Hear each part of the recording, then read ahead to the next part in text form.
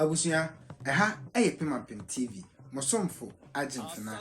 we aso semenemu etwetwe nkomo kakra na nkomo no de yede mu ehyaase afim kransa ye nyina yenim se nkransa ba hema adane benkum so mpanifo afa mamre kwan so de atodwa mpani ekire se ba pani eho dodo no eni nti omode no kɔ ayarehwe nanso ba mo wu a chese ono de nani emfara de na nani etre nani ntonti no ba mo wu edina pakan esi ho efa oba hema ye wo meni se e wo se mpani ebodwa edina na otweda na nkomo bi edi kan kɔ so omode na otweda ehye April oforisu obusumi yi Daniel toso tubaako ano ena yedi na otweda ehye nanso mpemfo san kofitie mu no omaye nhyehyeye foforo se nyame ya adoma April bosumi ayewomi 22nd of April ena yebedi na otweda na wei said ye tienie otumfo na nkese osetutu ababio kotokohene esuma eye ono ani twetwonto eye nana amokumhene ama onene dom ebo anamo eba nkranza se ne beya atenankonwa ani mpanfuo ahodo a moka bia ebamu ebetena se no mode nhyeya ese efata ebegu kwamu se ne beya na adutwumwa juda akani otoso minu na otweda no ebe krabehwe na obia betimi aye na hoboa aye nana akobia hene press conference mu auditudwa se eye krata anada ubomma omadikan aye akwa abonten enya de ese yebesesa emu bia ensisa ba kokra ewo so nemum eye date na eye 11th eno nko ana asesa eko 22nd of April mumeyentie eye sadia nananom atanfuga ehyiaye omade etudwa freshman the Masiki say fair ye odurika aba ni nya ye gwasamai na ye frame wa ye ya tuni na afa nana bida what is the na o today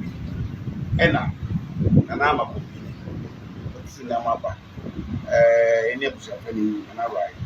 ene na ta ko nyina kwanza ta ko nyina wa no nse o nyina wa na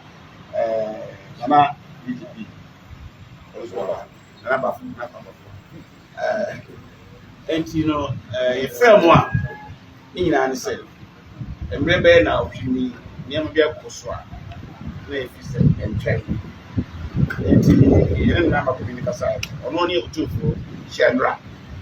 eno abase e make chance ni adusia eni nana no eni ono nana amakobiye chance na kwa be faso a fie badu boko no kweri ya chance ya no pa bisisembe na dia ko twa nyina ne se kane no dana mo share no nana no mu na o mo ka jafena obusapani ni nana makobi aba ye nyina na ko benkrom se nana hima na o tida ke bidi ya wada on 11 atwa kwa ni ojuada 22nd of April sada no ne bidi nana hima na o tida we ye nana no nyina nana makobi ni we shall say otufo ne smart otufo so fast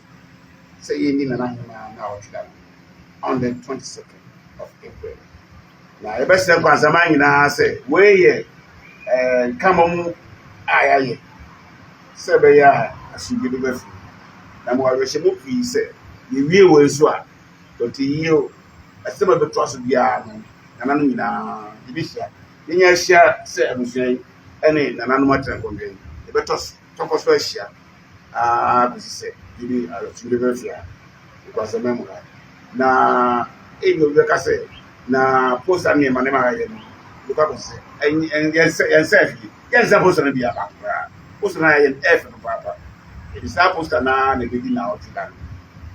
de be yan se be Muhammad Aroma bo ya na asbada mai se date pe ni asesa ye be ko ran ye ni nananom abusia be ko ran na yɛbɔ nanama example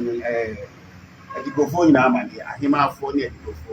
wɔn nyinaa amaneɛ sɛ bɛyɛ a obiara bɛyɛ aware obiara bɛhu sɛ nana ahema ne na ɔtena no bio yɛpɛ sɛ ma obiara mmerɛ ɛwɔ kakraka so obiara boa no ho fa